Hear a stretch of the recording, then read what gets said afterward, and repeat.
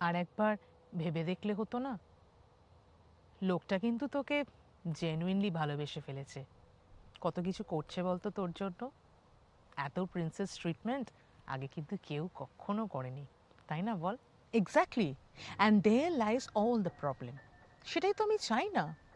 I want to chase my love eternally and not the other way round. But clearly the message doesn't go through each and every time. আর তাছাড়া ছোটবেলার কথাটা এত সহজে ভুলে গেলি? ছোটবেলার কথা তো ছোটবেলাতেই মিটে গেছে।